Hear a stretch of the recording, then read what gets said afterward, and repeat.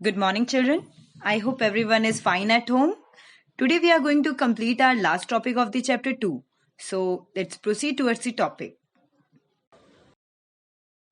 So our topic is non-nutritive component of diet. See students, as its name suggests, non-nutritive components are those which do not contain nutrition value, right? Or in simple word you can say these do not provide energy or calories, okay? So when we talk about non-nutritive component, many of you think why we are taking these component if they are not providing any nutrient. But it's not like that, children.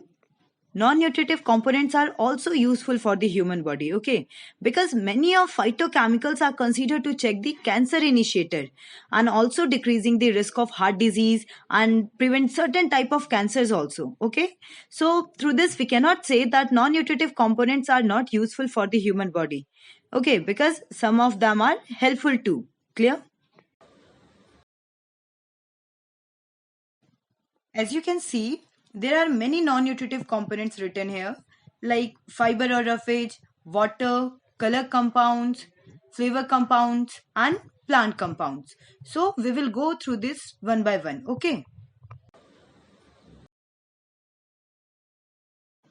First one is fiber or roughages. So children, fiber is basically the indigestible part of plant foods, or in simple word we can say the part of food which cannot be digested by the human intestinal tract, okay? So children, here I use one word plant food which is related to vegetable, fruits, grain, okay? Or we can say those food which we get from the plants is called plant food, okay? So actually it has no nutrient value, but it helps to keep our digestive system healthy and also satisfied our appetite, okay?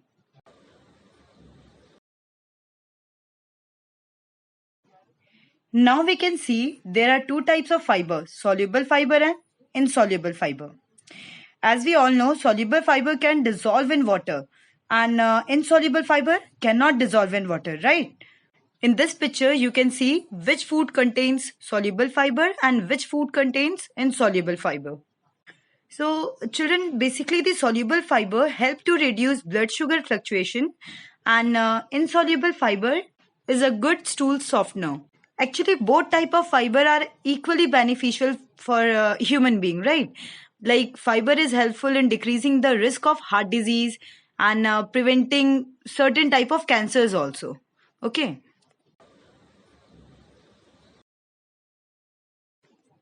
And the second one is water. As we all know, water is an essential component of diet. Even blood comprises 90% of water.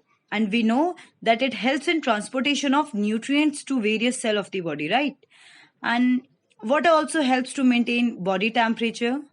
See, children, actually 20% of water intake comes from food and remaining intake comes from drinking water, right? So, children, as we all know, water excreted from the body in various forms such as urine, sweat, right? That's why we need to hydrate our body on regular basis.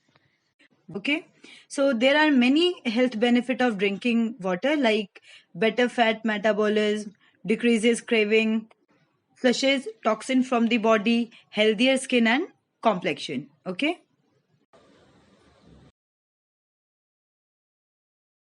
Now the third one is color compound.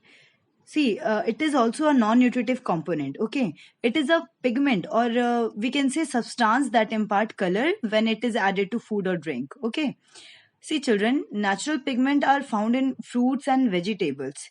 They come in many forms like liquid, powder, gel, paste. Okay.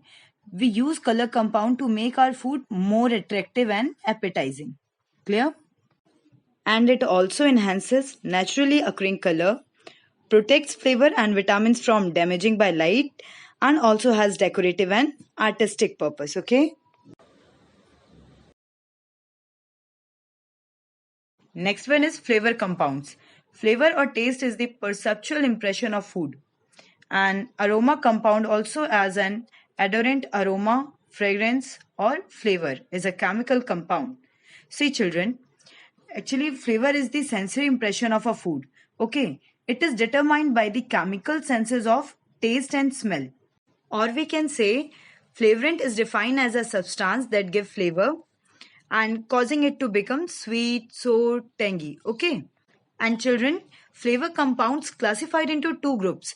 One who is responsible for taste and another one is responsible for odor.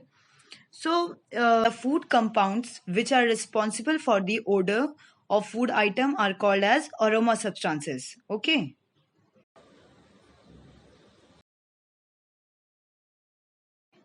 Now, the fifth one is plant compounds. It is also called phytochemical. There are many plants which contains non-nutritive compounds. Okay, so these compounds with varied chemical structures, like they are present in fruits, vegetable, nuts, seed. Okay, and main dietary sources of these compounds are tea, coffee, onion, soya. Okay, so students, there are many compounds that prevent certain type of cancer, and we can say it also help in decreasing the risk of heart disease. But some of them are harmful too if they are taken in excess quantity, like caffeine in coffee. It can lead to excessive urination. Clear? I hope this topic is clear to all. And if you still have any doubt, you can ask me. Thank you, students. Have a nice day.